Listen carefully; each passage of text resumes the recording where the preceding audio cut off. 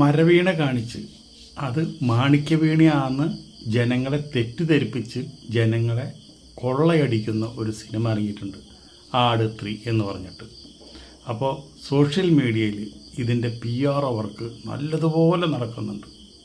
അപ്പോൾ നമ്മളൊന്നും ശ്രദ്ധിക്കുക. കാരണം എന്താണ്, ഇത് ഒരു നല്ല സിനിമയല്ല, ഇതൊരു കൂതറ സിനിമയാണ്. നമുക്ക് 2 മണിക്കൂറോ 2.5 മണിക്കൂറോ 3 മണിക്കൂറോ വേണമെങ്കിൽ കയറി കിടന്ന് ആ തിയേറ്ററിൽ AC-യിലെ തണുപ്പിൽ വേണമെങ്കിൽ കിടന്ന് ഉറങ്ങാം എന്ന് പറയുന്ന ഒരു കൂതറ സിനിമയാണ്. ജയസൂര്യ 4 കൊല്ലം കഴിഞ്ഞിട്ട് ഉണ്ടായിട്ട് ഉണ്ടാക്കി നമ്മുടെ അണ്ണാക്കിലേക്ക് തന്നിരിക്കുന്നത്. കുറേ കൂതറ നടന്മാരും അത് എടുത്തു പറയേണ്ട ഏറ്റവും വലിയ ചെറ്റ നടൻ എന്ന് പറഞ്ഞു കഴിഞ്ഞാൽ ധർമ്മജനാണ്. ഇവനൊക്കെ സിനിമാ നടനാണോ? മുമ്പ് തന്നെ വയ്യ, അതിൻ്റെ ഇടയിൽ കൂടെ ഈ പണ്ടാര പറഞ്ഞ കണക്ക് വായ കൊള്ളാത്ത ഡയലോഗും പറഞ്ഞ് അതിനേക്കാളും ഒരു ധർമ്മജൻ നമുക്ക് പിന്നെ സഹിക്കാമെന്ന് വിചാരിക്കുക. സണ്ണി വെയിൽ അവൻ ഒരിക്കലും സഹിക്കാൻ പറ്റില്ല. അവൻ ചെറുപ്പക്കാരനല്ലേ, അവൻ കാട്ടിക്കൂട്ടുന്ന എന്താണ് ഇതുപോലെ കൂതറ സാധനം. അതും സമ്മതിക്കാം, അതവിടെ ഇരിക്കട്ടെ നയിക്കുക. നമ്മൾ ഇത്രയും ഫേമസ് നടനാണ് നമ്മുടെ ജയസൂര്യ വളരെ നല്ല പടങ്ങളിലൊക്കെ സെലക്ട് ചെയ്ത് അഭിനയിക്കുന്ന ഒരു വ്യക്തിയാണ്. ആ വ്യക്തിക്ക് ഇങ്ങനൊരു സിനിമയിൽ വന്ന് അഭിനയിക്കാനുള്ള ഗതികേട് വന്നെന്ന് പറഞ്ഞു കഴിഞ്ഞാൽ അത് നമുക്ക് ഒരിക്കലും ചിന്തിക്കാൻ പറ്റാത്തതാണ്. എന്ന് വെച്ചിട്ടുണ്ടെങ്കിൽ ആ നടനെ നമ്മൾ നല്ലൊരു രീതിയിൽ, നല്ലൊരു കഥാപാത്രം നല്ല രീതിയിൽ നമുക്ക് പ്രേക്ഷകർക്ക് ഇഷ്ടമുള്ളൊരു നടനാണ്.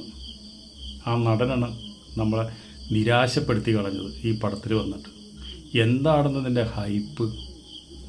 എല്ലാവരും ഡബിൾ റോളാണ്, രാജാവും ഉണ്ട്, അതുപോലെ തന്നെ ഇപ്പോൾ നടക്കുന്ന സംഭവങ്ങളും. എന്തിനു വേണ്ടിയാണ് ഇവർ കിടന്ന് നടക്കുന്നത്, എന്തൊക്കെയാണ് ഇവർ കാട്ടിക്കൂട്ടുന്നത് എന്നും ഒരു പിടുത്തം സിനിമ കാണുന്നവർക്കും ഇല്ല, ഇത് പിടിച്ചവർക്കും ഇല്ല. ഒരു സിനിമയിലെ മൊത്തം ആൾക്കാർ ഈ മണ്ടന്മാരായിട്ടിരിക്കുമോ? ഇതിൻ്റെ സംവിധായകൻ മണ്ടൻ, ഇതിന് കാശ് മുടക്കിയുള്ള അയാൾ അതിനേക്കാളും തിരുമണ്ടൻ. വേറെ ആരുമല്ല, നമുക്കൊക്കെ ഇതിന് നല്ല ഒരു പോലീസ് വേഷം ചെയ്തുള്ള ഒരു വ്യക്തി കൂടിയാണ്.